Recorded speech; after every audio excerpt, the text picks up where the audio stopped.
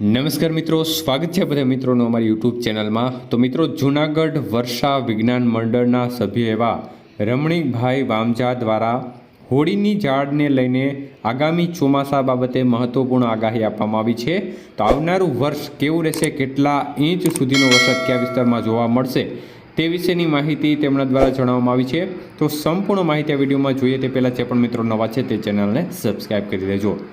તો મિત્રો, રમણીકભાઈ વામજા જણાવે છે કે દેશમાં હોલિકા દહન કરવામાં આવ્યું હતું અને દર વર્ષની જેમ હોળીની ઝાડ કઈ દિશા તરફ જાય છે તેના આધારે આગાહીકારો આખા વર્ષનું અનુમાન લગાવતા હોય છે। ત્યારે જૂનાગઢ વર્ષા વિજ્ઞાન મંડળના સભ્ય અને આગાહીકાર એવા રમણીકભાઈ વામજાએ જણાવ્યું છે કે આ વર્ષે હોળીની ઝાડ છે તે અગ્નિ દિશા તરફ નમેલી જોવા મળી હતી, જે અતિ ભારે ગરમી પડવાનું અનુમાન દર્શાવે છે। તો તેઓએ વધુમાં જણાવ્યું છે કે હોળીની ઝાડ અગ્નિ દિશા તરફ ઊંચી હોવાથી આ વખતે સુરત શહેરમાં સૌથી વધુ 55થી 60 ઇંચ જેટલો વરસાદ પડશે અને તેની સાથે દરિયાઈ વિસ્તારોમાં પણ અતિ ભારે વરસાદ પડશે તેવી વાત તેમણે કહી છે।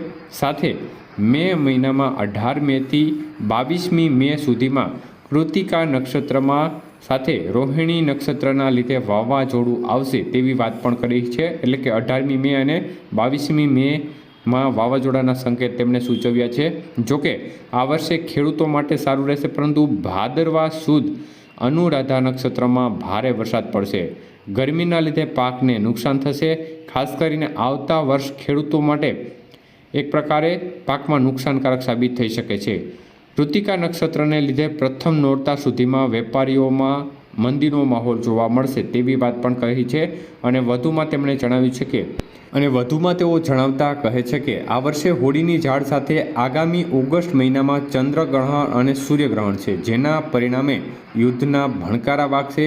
આગામી 27 ઓગસ્ટના રક્ષાબંધને ચંદ્રગ્રહણ અને તારીખ 2 ઓગસ્ટના સૂર્યગ્રહણ છે, જેથી બે ગ્રહણના લીધે દેશના મહાન વ્યક્તિ છે તેનું નિધન થઈ શકે છે। સાથે સાથે યુદ્ધના ભણકારા વાગશે તેમજ રાજકીય ઉથલપાથલ થશે તેવી વાત પણ તેમણે કરી છે।